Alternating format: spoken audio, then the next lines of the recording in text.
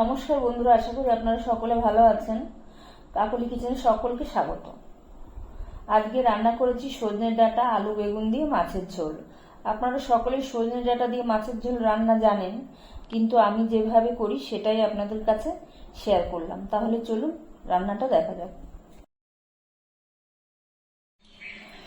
এখানে আমি 4 পিস কাটা পোনা নিয়েছি। এখন আমি এর ভিতরে নুন হলুদ মাখিয়ে নিচ্ছি।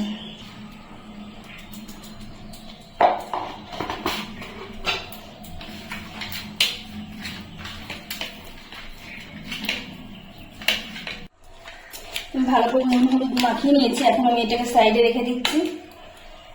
এইখানে আমি নিয়েছি কিছুটা বেগুন, এরকম পাতলা পাতলা করে কেটে নিয়েছি। সজনের ডাঁটা খোসা ছাড়িয়ে এরকম লম্বা লম্বা করে কেটে নিয়েছি। আর একটা আলু এরকম পাতলা পাতলা করে কেটে নিয়েছি। আর এখানে নিয়েছি মশলা বলতে নিয়েছি একটা টমেটো আর কয়েকটা আদা কুচি, 2টো কাঁচা লঙ্কা, একটু জিরের গুঁড়ো। সবগুলো আমি একসঙ্গে মিক্সিতে দিয়ে বেটে নেব। আর এখানে বাটিতে একটু সর্ষে আমি বেটে রেখেছি। আমি কিছুটা সর্ষের তেল গরম করতে বসিয়েছি। তেলটা ভালো করে গরম করে নিয়েছি। এখন আমি মাছগুলো ছেড়ে দিচ্ছি। মাছগুলো আমি এরকম হালকা লাল লাল করে ভেজে নিয়েছি। এখন আমি তুলে নিচ্ছি। মাছ ভাজা তেলেই আমি বেগুনগুলো দিয়ে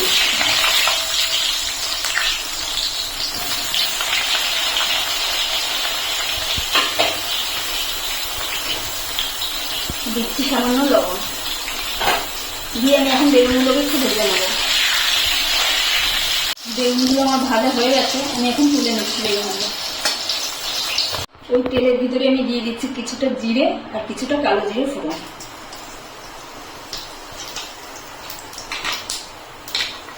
জিরেটা ফুটে গেলে আমি দিয়ে দিচ্ছি আলু।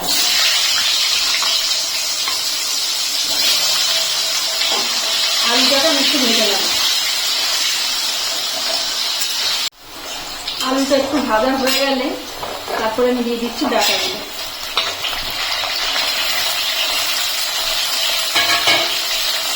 ডাঁটাগুলো হালকা একটু নেড়ে নেব। ডাঁটাগুলো 1 মিনিট একটু নেড়ে নিলাম। এখন আমি যে মশলাটা করে রেখেছিলাম মশলাটা ভিতরে দিয়ে দিচ্ছি। আর দিচ্ছি হলুদ, দিচ্ছি পরিমাণ মতন লবণ, আর দিচ্ছি একটু কাশ্মীরি লঙ্কার গুঁড়ো। এটা ঝাল হবে না, এটা একটু কালারের জন্য আমি দিলাম। দিয়ে এখন মশলাটাকে আমি একটু কষিয়ে নিচ্ছি। মিক্সিতে ধুয়ে একটুখানি জল এর মধ্যে দিয়ে দিলাম। এখন এই মশলাটাকে একটু কষিয়ে নেবো ভালো করে।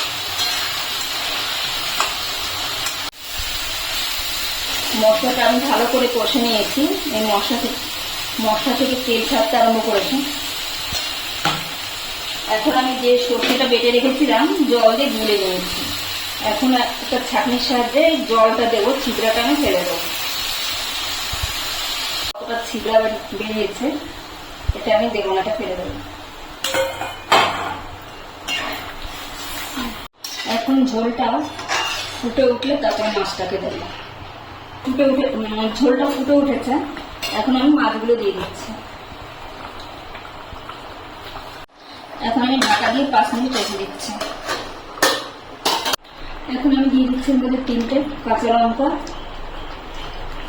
আলু সজনে ডাঁটাটা আমার ভালো সেদ্ধ হয়ে গেছে। আলুটা সেদ্ধ হয়ে গেছে। এখন আমি দিয়ে দিচ্ছি ভেজে রাখা বেগুনটা।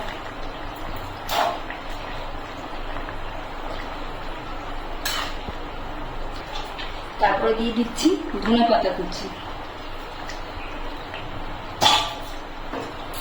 সবকিছু ভালো করে মিশিয়ে আর 2-3 মিনিট আমি জাল করে নেব।